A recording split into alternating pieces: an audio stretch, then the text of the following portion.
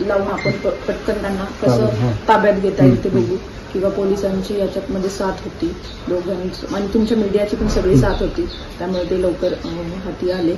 आता पोलीस जे काही गुन्हा झालेला आहे त्याची विचारपूस करून ते योग्य ती कारवाई करतील. 7 दिवस झाले, 7 दिवस ही लोक फरार होती आणि 7 दिवसानंतर काल दादा बोलल्यानंतर खरं तर त्यांच्यावरती कारवाई झाली. कुठेतरी त्यांना त्यांचा बचाव होत होता असं वाटतं या सगळ्या 7 दिवसांमध्ये? नाही, असं तरी नाही वाटत तुम्हाला की बचाव त्यांचा होत होता. म्हणजे त्यांचे मी पाहिलं जसं की त्यांचे फ्रेंड सर्कल वगैरे त्यांना साथ देत होती, त्याच्यामुळे पण त्यांचा कदाचित बचाव झालेला असेल.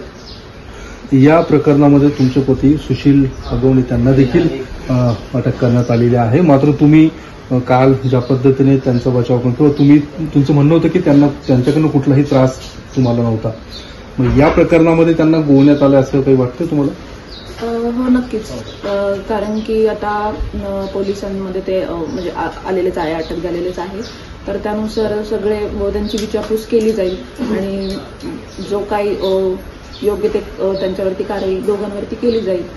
म्हणजे ज्यांनी त्रास दिलाय तिला, म्हणजे ते त्यांना जन्मठेपेची शिक्षा ही मी कालच म्हटले की जन्मठेपेची शिक्षा ही झालीच पाहिजे त्यांना. नक्कीच मी म्हणेल की जर माझे मिस्टर असते तरी त्यांनी लवकर, म्हणजे त्यांनी फरार न होता लवकर त्यांनी समोर येऊन जर सांगितलं असतं की हे काय माझा संबंधच नाहीये याच्यात वगैरे, नक्कीच आज त्यांना म्हणजे ते याच्यातून बाहेर पडले असते किंवा अटक नसती झाली. म्हणजे जे मेन सूत्रधार आहे ते तर म्हणजे मीडियासमोर आलेलेच आहे चौघेजण.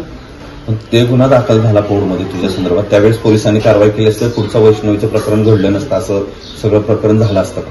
हो, नक्कीच. की त्यावेळेस जर पोलिसांनी योग्य ती कारवाई घेतली, म्हणजे हाती लावली असती, त्यावेळेस पण यांना पकडायची भूमिका घेतली असती, तर ते नक्कीच आजही नसतं झालं. दुसरी गोष्ट असं की निलेश चव्हाणवर गुन्हा दाखल झालाय वारजे पोलीस स्टेशन. हा निलेश चव्हाण कोण आहे, काय कुटुंबाचा तुमच्या संबंध होता, हे सगळं माहिती तुला? तू कधी म्हणजे माझं नवीन लग्न झालं तेव्हा तो म्हणजे सारखा यायचा घरी, पण मला इतकी माहिती नव्हती.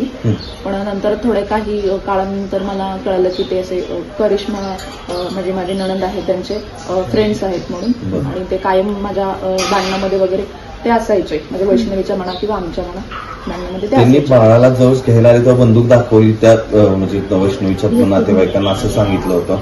खरं तर त्यांनी बंदूक दाखवल्यानंतर त्यांना बाळ दिलं नाही, परत ते पवळेंकडे गेलं. ते पवळे कोण आहे? ते माझे मामा सासरे पवळे जे आहेत ते, त्यांचं नाव अण्णा पवळे असं आहे, आणि त्यांच्याकडं दिलं गेलं होतं असं मला मीडिया थ्रूच कळालं. आणि म्हणजे जो निलेश चव्हाण आहे त्याच्यावरती एवढे गुन्हे दाखल असून त्याच्याकडे रिव्हॉल्वर कशी आहे हे मुळात कारण आहे. तो धमक्या देत होता म्हणजे तो विचित्रच, म्हणजे गुन्हेगारच असं समजायचं आपण की तो तेवढा बोलू शकतो, करू शकतो, ह्या सगळ्या गोष्टी आहे. माझ्याकडे त्याचे सगळे स्क्रीनशॉट वगैरे किंवा ईमेल केलेले जे आहे माझ्या भावाने, त्याचे सगळे आहेत, मी ते फॉरवर्ड करूया. तेव्हा महिला आयोगाने काही ऍक्शन घेतली होती? त्यांनी काय म्हटलं? माझी कंप्लेंट घेत नव्हते, नाही पोलीस घेत नव्हते, तर त्यांनी त्यावेळेस सहकार्य केलं होतं की कंप्लेंट तुमची घ्यावी म्हणून, किंवा त्यांच्याशी माझं बोलणं झालं होतं की ते तुझी कंप्लेंट घेतील म्हणून. त्याच्यानंतर काही झालेलं नाही, ऍक्शन काही घेतलेली नाही.